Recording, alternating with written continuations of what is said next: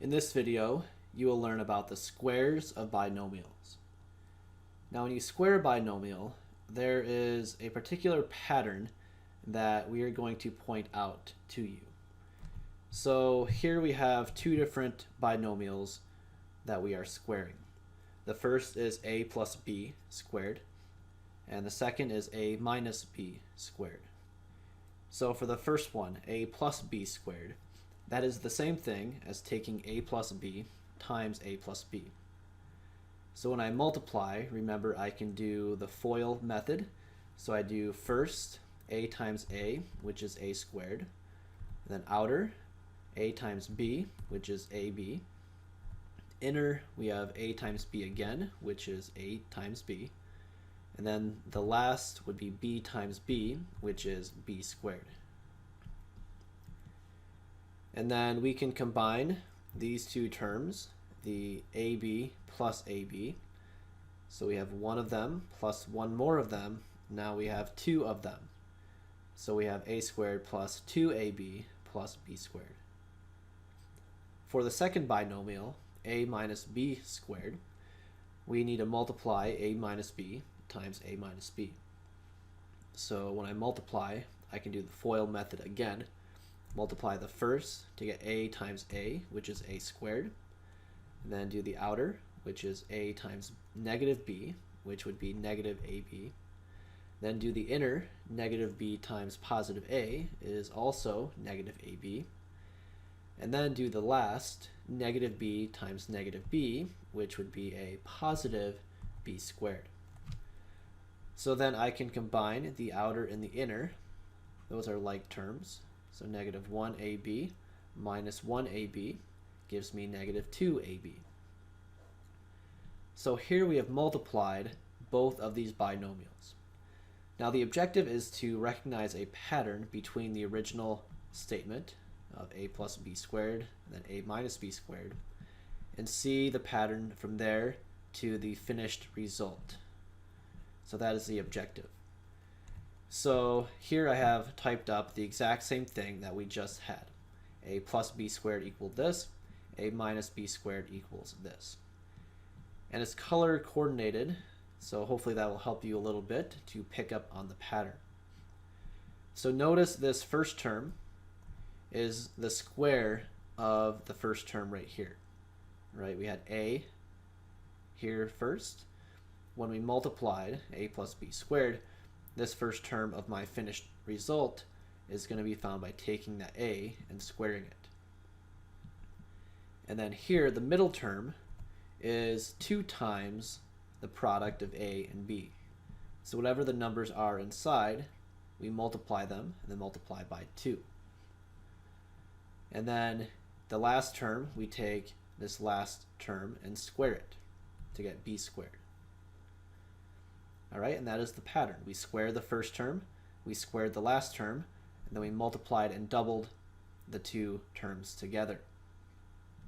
And that's going to hold true with the minus sign as well. Here we have a minus b squared.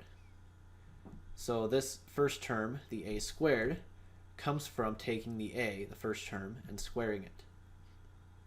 The second term comes from multiplying the a times negative b together, and then doubling it. So multiply and double. So negative 2 times a times b.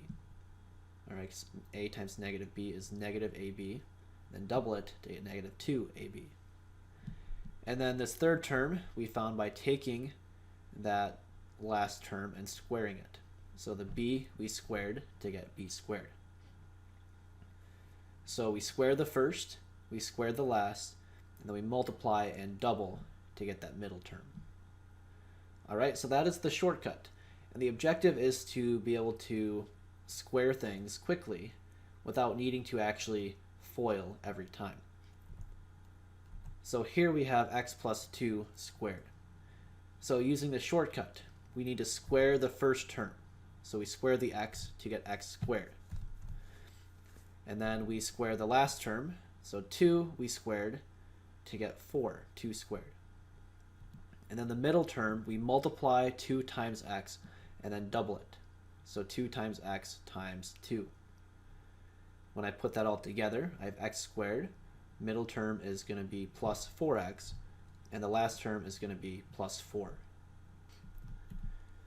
So my final solution is x squared plus 4x plus 4. Here's another example. 5a minus 3 squared. So when I square this, I need to square the first term.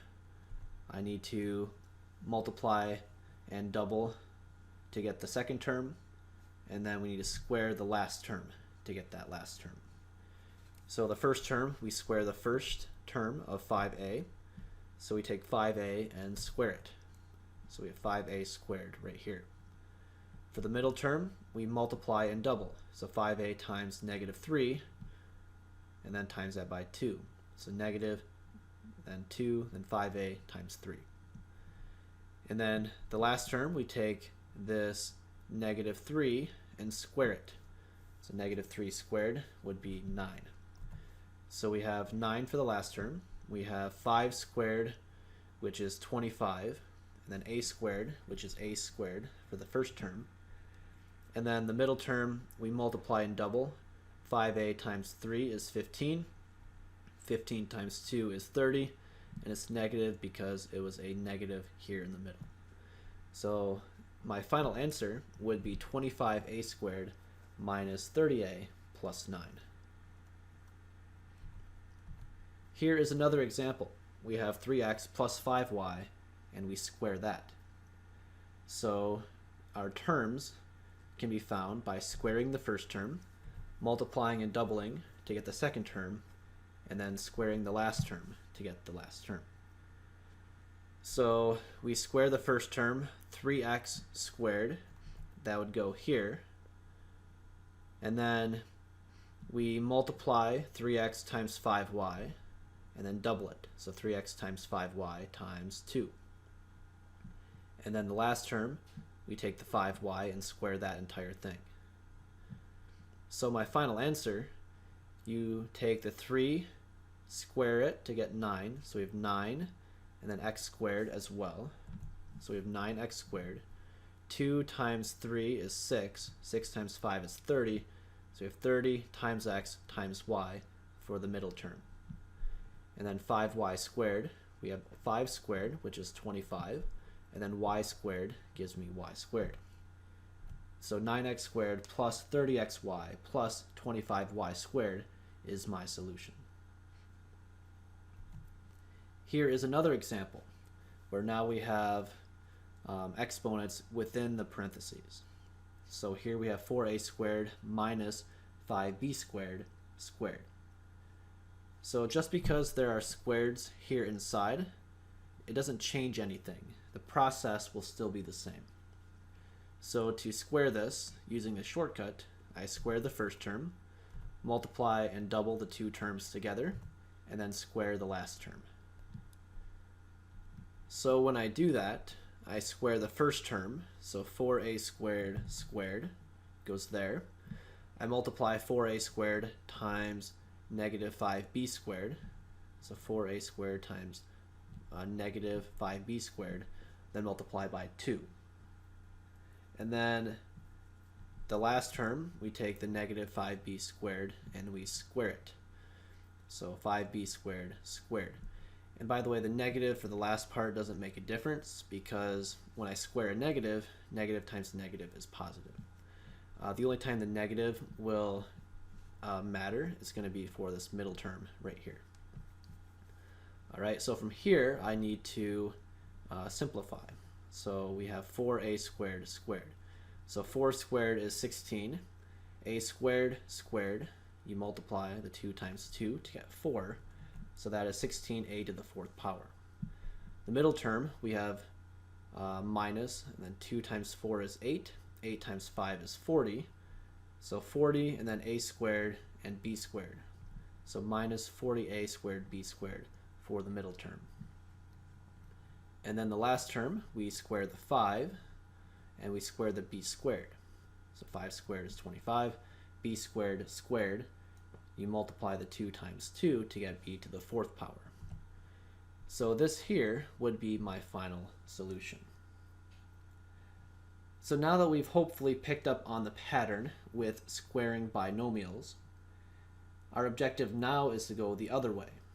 So if you had something like this, the 9x squared plus 30xy plus 25y squared, how would I go back over to this?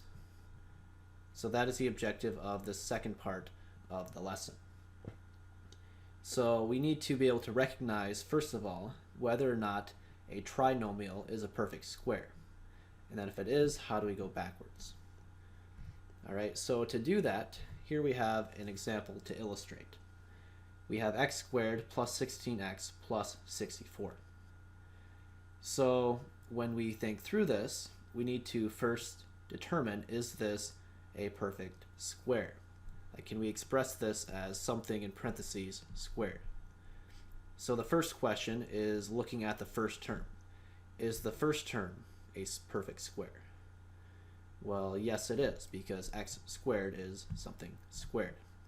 All right, so the first term is good. And then we ask if the last term is a perfect square. So we look at the 64 and we ask, can we square something to get to 64? And the answer is yes, because 8 squared would give me 64. So the first term is good, the last term is good. Now for the middle term, we ask ourselves, is the middle term twice the product of the x and the 8? Because the first term was x squared, the second term is an 8 squared. Is the middle term a product of 8 times x and then double that? So 8 times x is 8x, multiplied by 2, that is 16x, which is the middle term. And remember, if we had something squared, how we got this answer would be we square the first term here in parentheses, we square the last term in parentheses, we multiply those two things and double it. So when I factor this, we think backwards. So we squared the first term to get x squared. So the first term has to be x, because x squared is x squared. And then we square whatever's here to get 64. So what squared is 64? And that's going to be 8. And then it's a plus 8 because of this sign right here. Because when I multiply the 8 times x and double it, that's going to give me a positive 16x.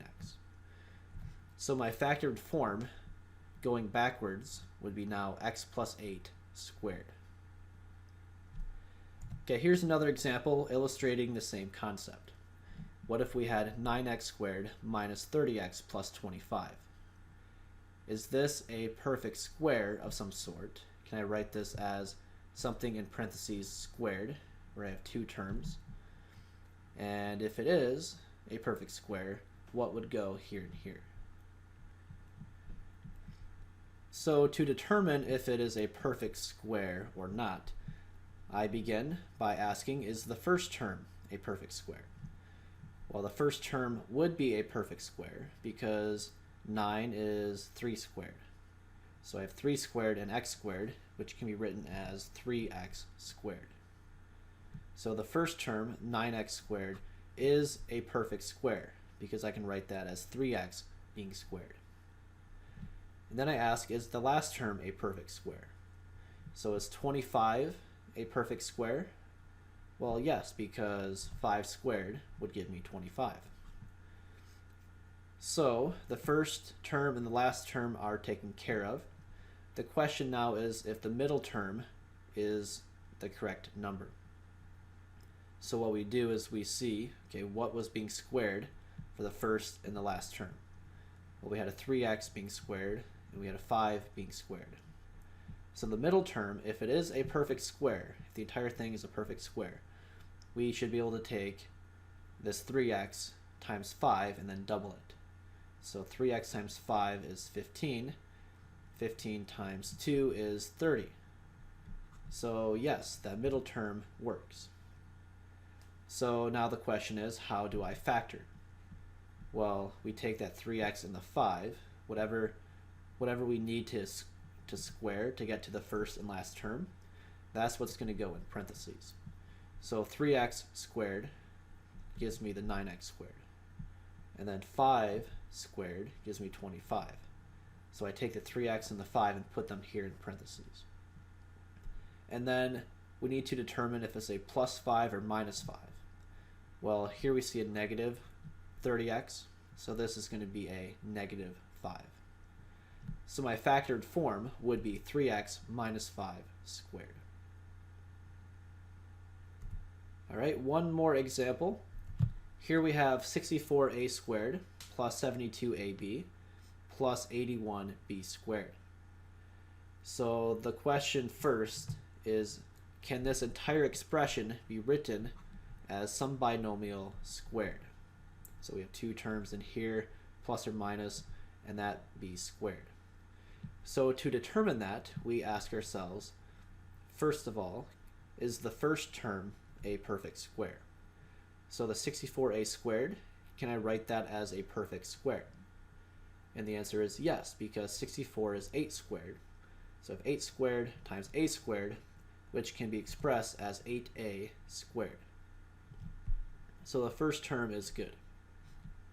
The last term we need to check as well and see, is this a perfect square? So 81 is 9 squared, and then we have b squared. So yes, we could write this as a perfect square. This would be 9b, and then that entire thing squared.